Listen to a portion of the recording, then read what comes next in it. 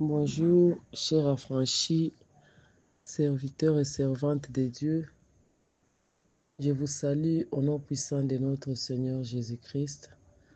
Je suis très heureuse ce matin de dimanche, les matins d'aujourd'hui, les matins que Dieu nous accorde une nouvelle journée pour ceux qui se réveillent, une nouvelle nuit pour ceux qui vont aller au lit en ce moment. Je glorifie ce Dieu-là qui nous met encore ensemble pour que nous puissions partager la parole de Dieu. C'est le temps de notre édification. Aujourd'hui, j'ai choisi de parler de la détermination. J'ai pris la parole de Dieu dans le livre de Néhémie, chapitre 2, versets 17 à 20. Avant toute chose, nous allons commencer par la prière. Prions au nom puissant de notre Seigneur Jésus-Christ. Père très saint, cette matinée d'aujourd'hui, je te rends grâce pour ton amour. Je te glorifie, Seigneur, mon Dieu, mon roi, pour cette faveur divine que tu me fais pour que je sois compté parmi les vivants ce matin. Merci pour ce groupe, Sois la lumière, les affranchis. Merci pour ces moments, Seigneur, de partage que tu nous accordes encore pour que nous puissions, Seigneur, écouter ta parole, pour que nous puissions, Seigneur, méditer ta parole, pour que nous puissions, Seigneur, écouter pour mettre en pratique. Je t'invite, toi, l'Esprit de Dieu. Saint-Esprit, viens au milieu de nous. Sois au contrôle de tout. Parle, enseigne, dirige, donne des directives. Au nom puissant de notre Seigneur Jésus-Christ, je m'abandonne entièrement entre tes mains. Utilise-moi puissamment. Utilise-moi, Seigneur, pour la gloire de ton Saint-Nom. Utilise-moi, Seigneur, pour que celui qui va écouter, Seigneur, ait sa part. Pour que celui qui va écouter, Seigneur, trouve, Seigneur, quelque chose que tu lui as gardé, Seigneur, pour cette journée de dimanche. Ta parole déclare, Seigneur, que personne ne peut venir vers toi et rentrer tel qu'il est venu, Seigneur. Je sais que ce matin, Seigneur, tout celui qui va écouter cette parole aura sa part. J'ai ainsi prié au nom de notre Seigneur Jésus-Christ. Amen. Amen, cher affranchi. Amen. Je voudrais parler de la détermination. Je voudrais parler de la détermination ce matin, la détermination dans la prière, la détermination dans la prise de décision, la détermination dans le service lorsque nous servons Dieu. Je disais que j'ai pris le thème dans le livre de Néhémie, chapitre 2, versets 17 à 20. Néhémie, chapitre 2, verset 17, nous lisons la parole de Dieu au nom de notre Seigneur Jésus-Christ. Je leur dis alors, vous voyez le malheureux état où nous sommes. Jérusalem est détruite et ses portes sont consumées par le feu. Venez, rebâtissons la muraille de Jérusalem et nous ne serons plus dans l'opprobre. Verset 18, je leur racontai comment la bonne main de Dieu avait été sur moi et quelles paroles le roi m'avait adressées. Ils dirent, lèvons-nous et bâtissons. Et ils se fortifièrent dans cette bonne résolution. Sanballat les Héronites, Tobidja le serviteur ammonite et Geshem l'arabe, en ayant été informés, se moquèrent de nous et nous méprisèrent. Ils dirent, que faites-vous là? Vous révoltez-vous contre le roi? Verset 20. Et je leur fis cette réponse. Le Dieu des cieux nous donnera le succès. Nous, ses serviteurs, nous nous lèverons et nous bâtirons. Mais vous n'avez ni part, ni droit, ni souvenir dans Jérusalem. Amen. Hein? Amen, chers affranchis. Amen, serviteurs et servantes de Dieu. Amen pour ce matin où Dieu nous appelle à être déterminés dans la prière. La première étape pour être déterminé est la prise de conscience. Néhémie chapitre 2 verset 17. La parole est écrite, la parole dit, je leur dis alors, vous voyez le malheureux état où nous sommes. Jérusalem est détruite et ses portes sont consumées par le feu. Venez, rebâtissons la muraille de Jérusalem et nous ne serons pas plus dans la probe. Première étape, prendre conscience de son état. Chers affranchis, serviteurs et servantes de Dieu, peut-être tu es dans un état où le diable a déjà utilisé, il a déjà saccagé ta maison, il a saccagé ton entourage, il a saccagé ta famille. Quelle est ta réaction dans tout ce qui se passe? Qu'est-ce que tu fais à ton tour? Vas-tu rester croiser les bras jusqu'à ce qu'on t'emporte toi aussi? Vas-tu rester regarder comment les choses se passent sans réagir? La prise de conscience dans tout ce qui nous arrive. Prenons d'abord conscience. Après avoir pris conscience, décidons. Nous n'allons pas décider d'aller nous battre à la cité. Nous n'allons pas décider d'aller nous battre avec les sorciers, les magiciens qui nous manipulent dans leur sorcellerie. Nous n'allons pas nous décider d'aller nous battre avec les corps. Non, nous allons nous lever et rebâtir la muraille dans la prière. Dans la prière, dans la prière. Nous avons notre nuit où nous devons aller changer notre identité. Nous avons la nuit de Jacob. Cette parole, je l'adresse en ce moment pour te fortifier, pour t'exciter à venir à la prière, à venir t'approcher du trône de Dieu, à venir avec tout ce qui te préoccupe, puisque à ce moment-là, nous allons prier. Nous allons prier pour nos identités. Nous allons prier pour nos identités. Voilà ici, les peuples de Jérusalem ont reconnu avec Néhémie qu'ils étaient dans l'opprobre. Dans l'opprobre, ils ont vu qu'ils étaient dans l'opprobre. Ils ont pris conscience, ils ont dit non, nous allons nous lever et nous allons bâtir. Il y a ce que Dieu a déjà accompli pour nous. Au verset 18 là, Néhémie dit que je leur ai raconté comment Dieu avait réalisé. Dieu a déjà réalisé. Depuis ton enfance jusqu'à maintenant. Il y a des gens avec lesquels tu es né qui sont trépassés. Il y a les gens avec lesquels tu as étudié au collège, tu as étudié à l'université, tu as côtoyé au quartier, au village, là où tu vivais. Ils sont déjà passés. Pourquoi est-ce que Dieu te garde? Il te garde, il te fait du bien. Il te fait du bien jusqu'à maintenant. Si tu dis que tu n'as pas encore vu les biens de Dieu, va à l'hôpital voir ceux qui sont là-bas. Ceux qui ont besoin des poches de sang, ceux qui ont besoin d'oxygène pour respirer, ceux qui ont besoin ils ont faim mais ils ne savent pas ouvrir la bouche. On les a mis sous sonde pour qu'ils puissent manger. Mais toi, Dieu te fait du bien.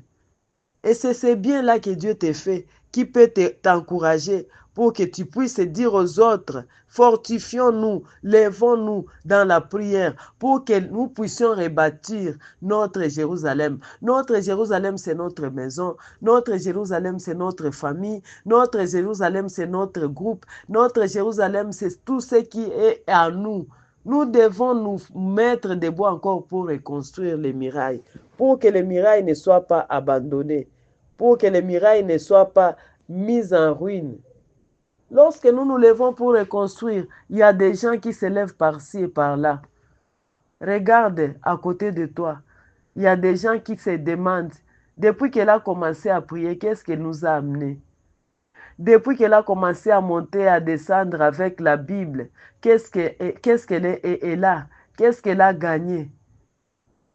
Mais ces gens-là, même s'ils se moquent de toi, même s'ils se moquent, même s'ils te considèrent comme quelqu'un qui n'a pas à faire puisque tu es en train de prier ton Dieu. Moi, je te fortifie de continuer.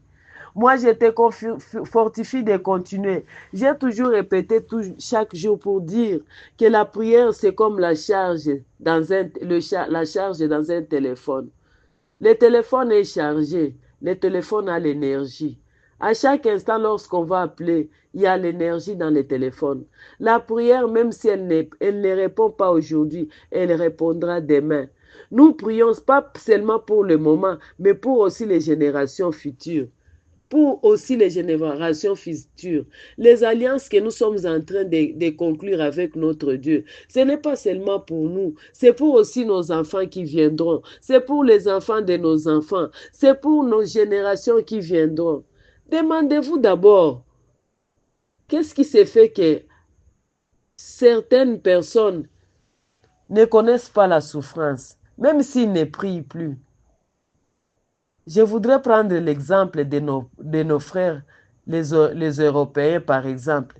Il y a ces gens-là qui ne prient même pas, qui ne vont pas à l'église, mais qui continuent à bénéficier les alliances que leurs grands-parents ont conclues, puisque l'évangélisation a commencé là-bas. Ils ont donné leurs biens, ils ont envoyé les missionnaires, partout en Afrique pour aller prêcher la bonne nouvelle.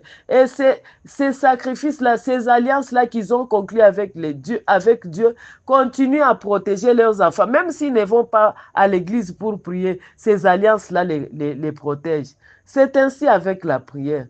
Moi, je te fortifie de venir prier. Ne crois pas que le temps que tu perds en train de prier, c'est le temps perdu. Non, c'est le temps investi. C'est un investissement. Lorsque tu vas te lever cette fois-ci pour aller prier pour le changement de nom, pour le changement d'identité, pour avoir une autre identité, pour quitter Jacob à Israël, sache que tu vas le faire. C'est un travail que tu vas aller accomplir. C'est un travail pour la génération future. C'est un travail pour les enfants de tes enfants. Ne recule pas, viens prier. Viens prier ensemble avec nous. Viens te connecter ensemble avec nous pour que nous puissions appeler notre Dieu, pour que nous puissions l'invoquer. Jacob s'est battu toute la nuit. Même si Dieu l'a frappé, il n'a pas laissé, il a dit que je te tiens, viens, nous allons prier. Ces gens-là se sont moqués. Ils se sont moqués de Néhémie et des gens de Jérusalem. Ils se sont moqués. Ils se disent, ces gens-là, qu'est-ce qu'ils croient? Qu'est-ce qu'ils voient? Qu'est-ce qu'ils vont faire? Ils se rebellent. Non, ils ne se sont pas rebellés. Et la réponse était que nous sommes connus de Dieu. Nous sommes connus de Jérusalem. Dieu nous connaît. Mais Dieu ne les connaît pas. Ces gens-là qui se moquent de vous lorsque vous allez prier. Néhémie dit, le Dieu des cieux nous donnera le succès, nous ses serviteurs. Nous nous lèverons et nous bâtirons. Le Dieu du ciel nous donnera le succès dans cette prière. Le Dieu du ciel nous donnera le succès dans cette prière. Viens, viens, nous allons prier. Viens, nous allons invoquer Dieu. Viens, nous allons chercher Dieu. Nous allons chercher Dieu jusqu'à ce qu'il va changer nos identités. Ce n'est pas seulement ton identité à toi, telle ou telle, mais c'est l'identité de toute ta famille que tu viendras changer. C'est l'identité de toute la famille. Maman, toi, parlé ici sur la répétition. Nous allons demander à Dieu que ces événements-là qui ont déjà eu lieu dans nos familles, ces événements-là qui cherchent à se répéter à chaque instant dans nos familles, que ça ne se répète plus jamais. Nous allons invoquer Dieu. Nous allons invoquer Dieu toute la journée. Nous allons invoquer Dieu pendant 24 heures pour que nous puissions changer les identités. Pour que toi, tu changes ton identité. Pour que moi aussi, je change mon identité. Pour que ces noms-là qui amènent la honte sur ma vie. Il y a un nom. Peut-être toi, tu ne les connais pas. Mais il y a des gens qui t'ont déjà donné un nom. Il y a des gens qui te voient et murmurent. Peut-être toi, tu ne le sais pas. Mais peut-être il y en a. Peut-être c'est dans ta famille. Peut-être c'est là où tu travailles. Peut-être c'est au quartier. Peut-être toi-même tu connais ces noms-là qui est inhérent à toi, qui ne te quitte pas, qui ne veut pas te lâcher. Les noms que tu as là, viens changer ces noms-là. Viens changer ton identité dans la prière de ces jours-là. Je te demande de venir déterminé. Sois déterminé. Sois déterminé pour que tu puisses changer ton identité. Si nous allons dans ce livre ici de Néhémie, nous allons voir les stratégies que Néhémie a utilisées. Il travaillait avec le roi. Il a demandé de partir à Jérusalem pour aller reconstruire le muraille, puisqu'il n'avait pas la paix aussi longtemps que son pays était en désarroi. Il n'avait pas la paix aussi longtemps que Jérusalem était en ruine. Il a demandé au roi. Le roi lui a même fait les documents pour qu'il aille prendre les arbres, qu'il prenne les matériaux pour construire les murailles de Jérusalem. Il avait même réussi à convaincre le roi. Il avait le cœur du roi, puisqu'il était déterminé dans ce qu'il faisait. Soyons déterminés. Soyons déterminés pour que nous puissions changer notre identité. Soyons déterminés. Venons chercher le succès. La Bible dit que Dieu lui-même nous accordera le succès, nous ses serviteurs. Que le succès là que Dieu promet soit ton partage. Que dans cette prière, nous ne puissions pas sortir main vide. Moi, je te promets que tu ne sortiras pas main vide. Du livre de Genèse jusqu'à Apocalypse, tu ne verras jamais quelqu'un venir avec tout son cœur vers Jésus-Christ, vers Dieu et rentrer tel qu'il est là. Il est venu.